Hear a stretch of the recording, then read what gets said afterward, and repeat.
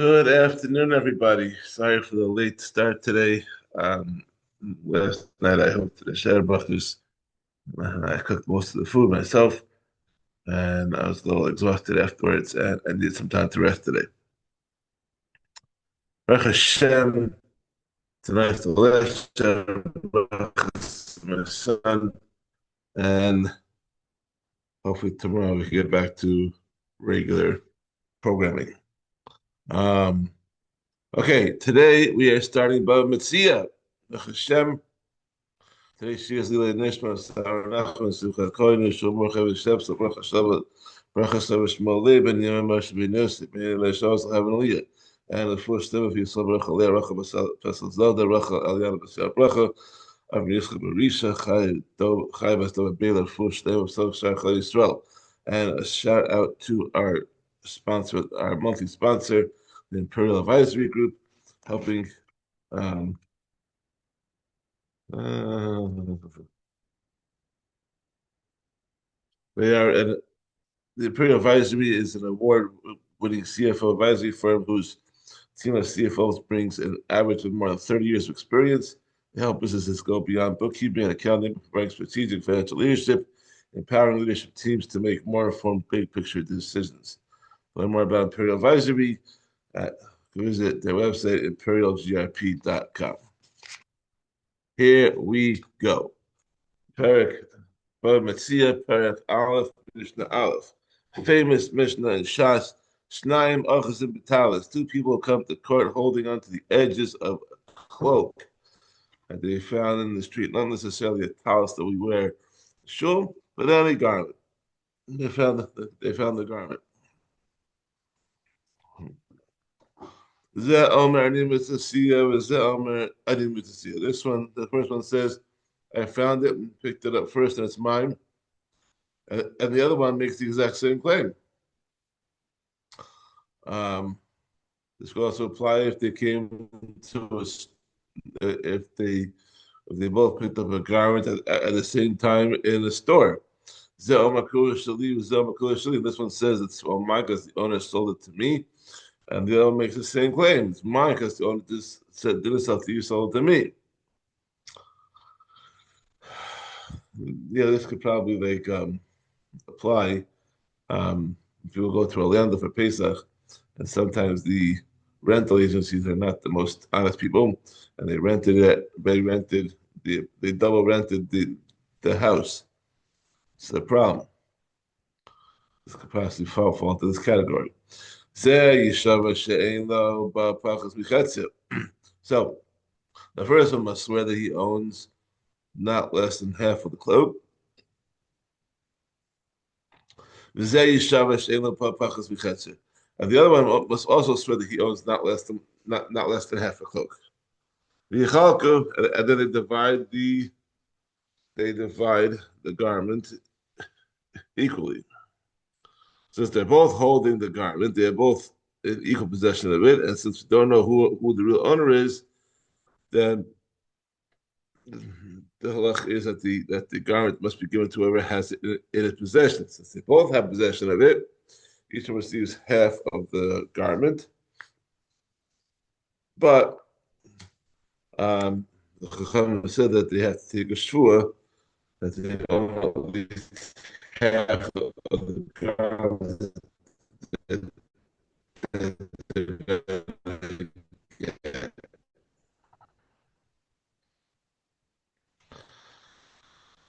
Um, they enforced this shvua because they were afraid that people might simply grab onto another person's item and then false claim there. So therefore, by requiring them to take a shvua, they're going to it's going to verify if the claim is actually correct or not. But they're not so quick to make a shvua with the Shem Hashem. That's a little bit more of a hindrance to their illegal actions. Two people are holding on to a cloak, and we found that they found in the street. And the other one says, half the cloak is mine because we both lifted it at the same time, and are both partners in it. The halacha is the one who says that the cloak is mine must swear that he owns not less than three parts of the cloak, three quarters. And the one who says that half the cloak is mine, he must swear that he owns not less than one fourth of the cloak. And by doing so,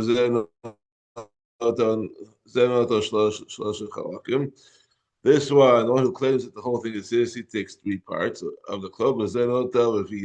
And the other one who claims that says that half the cloak is his, he takes a quarter of it. A little tired. Um, since the person claiming half the cloak agrees that the other half belongs to the one claiming the whole cloak, then that certainly goes to him. And then, because that half is definitely not under dispute. Um, and they're only disputing the half of it. But since they're both holding on to it, since they're both holding on to the cloak and equal possession of it, they divide the part of the cloak that's in dispute, and therefore they divide that second half equally. Because the first half was the guy who said he had the whole thing, get anything. Mishnah Beis, two people riding on an animal that they found, or one was riding the animal and the other one was leading it. This one says it's all mine because I was riding the animal before you started to ride or lead it. The other one says it is all mine because I was riding the animal or leading the animal before you. The law, the halacha is that one swears that he owns not less than half the animal. And the other one swears that he owns not less than half the animal. And they then divide the animal. Because riding or leading an animal is considered to be holding onto it. Just as two people holding on to an item, each swear and they take half. The same is true when they're both riding an animal, or one is riding and the other is leading. This match, when they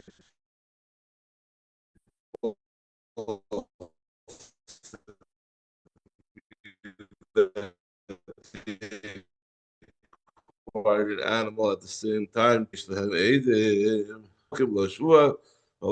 an oath is required to only to attempt to verify each person's claim. However, in these cases, there is no need for verification since it's clear that each one owns half. Mishnah Gimel, someone was riding on an animal and he saw a lost item on the ground. Tanali. He said to his friend who's standing next to the item, give it to me. So what did he do? Not the I need the chisiba, but the friend took the item off the ground in order to give it to the rider. And then he said, you know what? I acquired it to myself. Meaning that he has decided not to give it to the rider, but to take it for himself. Zachaba. The lach is that the friend who has indeed acquired it, because he picked it up for the rider, he didn't intend to give it to him. Rather, his intention was then to hand it to the rider so the rider could lift it and acquire it for himself. Therefore, the rider did not acquire the lost item, and when the friend decided to take it for himself, he acquired it. He's going to pick up to give it to him. That wasn't for opinion. Im mishnasna lo amar anizachisi batchila. But after the friend had given it to the rider, he said, I acquired it for myself first. And then he claims that when he picked it up, he meant to acquire it for himself, not to the rider. Lo amar he said nothing. This claim is not believed because if it was true, he would not have given it to the rider. Rather, we assume that he picked it up with the intention to give it to the rider. The rider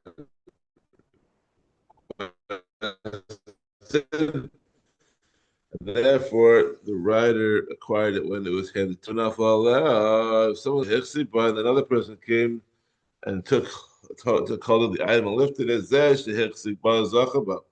the one who took hold of it acquired it. Falling on an item is not considered a kinyan. Therefore, the first person that required it. Thus, when the second person lifted it, he acquired it. Ra osan ratzin acher Metzia. If someone saw people running to take a lost item that was in his field, acher tzvi shavar acher gozlo shalom parchu, or he saw them running after an ownerless lame deer that had wandered into his field, or after ownerless young pigeons that cannot fly yet. V'amar zachsa li sadi, and he said, "My field has acquired them for me." Zachsa, and his field acquired these items for him. The people running after them could not take them. Since the lame deer and young pigeons cannot quickly escape from his field and are easy for him to catch before they leave it, they are considered to be held in the field. A person's property can acquire for him any item that is held securely in it. However, if a deer was running through his field in its usual manner, or young pigeons were flying in his field, and other people were running to acquire them, and he said, "My field has acquired them for me." He has said nothing, and the field has not acquired these items for him, because he cannot stop the deer and the birds from leaving his field. Something that's not secure within the person's property cannot be acquired by him through his property. Um, Whichever person chasing them reaches them first and performs the valkinyan on them acquires them. You have to actually have a kinyan on them. Mishnah Hey, Messias beno bito hakatana. The things found by someone's young son or daughter, or any child being supported by his father. Messias adam shechasa hakananim. The things found by someone's evet kanani or shifra kananis. Messias ishto, and the things found by a person's wife. Hare elu shalo. These belong to him. Whatever a daughter under the age of 12 and a half finds belongs to her father under Torah law. Similarly, whatever a Kanani finds belongs to his master under Torah law.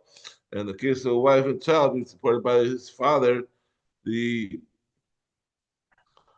Chacham instituted that what they find belongs to the husband and the father in order to prevent bad feelings between them. Excuse me. Messias, but now Levito Hagadolim. However, the things found by someone's adult son or daughter who support themselves, or a son of any age who supports himself, Metzias Adam Shichaso Ha'ivrim, and the things found by someone's Hebrew servant or maid servant, Metzias Ishto Shigarsha Ava Pish Salonasa Shubasa, and the things found by a person's wife whom he has divorced, even though he has not yet given her ksuba. Hooray, Elish Lehem, these things belong to them, not to him. Because even under Torah law, a father has no rights to his daughter once she reaches the age of 12 and a half. Nor are Ivri considered his property. And once a wife has been divorced or a child has become self-supporting, there's no further concern for resentment. So the Chachamim did not award the fines of these people to the father or the husband.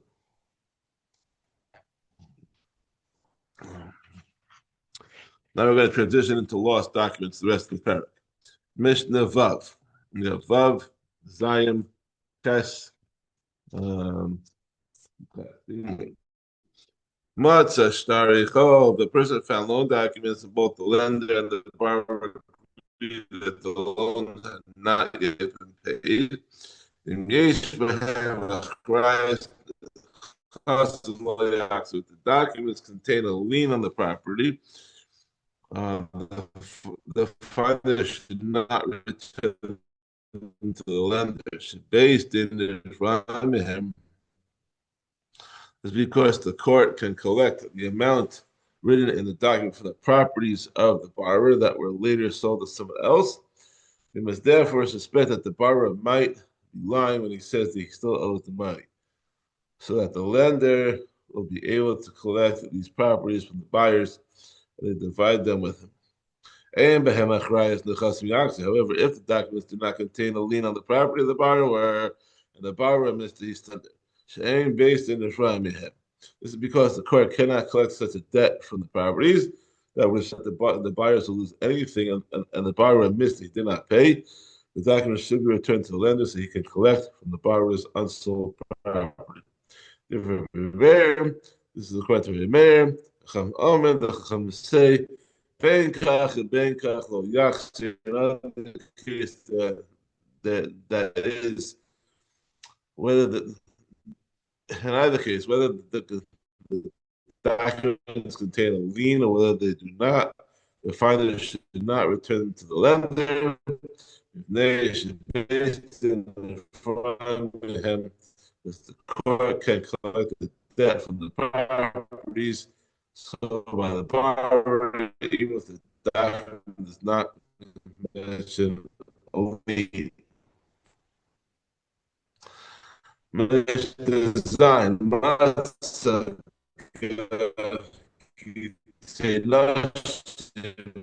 so the worst documents is shiur avodim or few documents of the dietary or sick bed wills dictated by a person close to death, matana or gift documents given by healthy people. The Shovrim or sees the state that the borrower has prepaid a loan. Harei zelo yaksir, he should not return to the people named in the documents. Shani Omer, because they say, Suvim hayu b'nim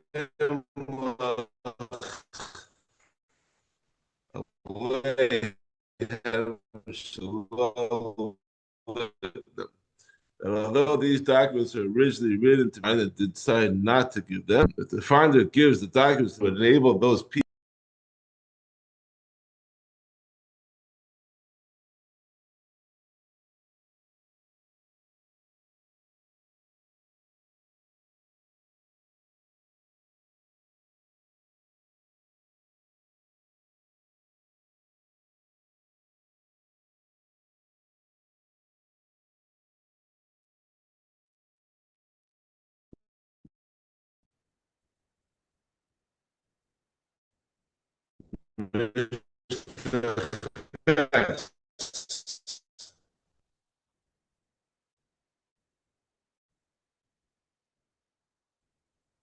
someone Matza Igros someone found letter of appraisal.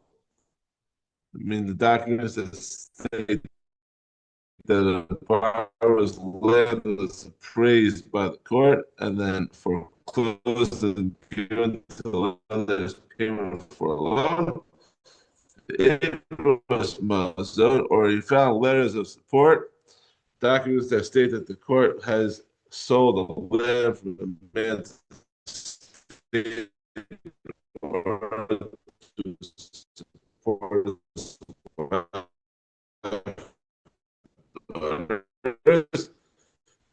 sorry, it's already found documents that state the woman has received chalitza, unin, or may onin, or you found documents that occur in marriage being dissolved through the act of miyun, Shtari Berubin, or you found documents concise based, or you found documents that require yaksid. And all these case documents are all issues.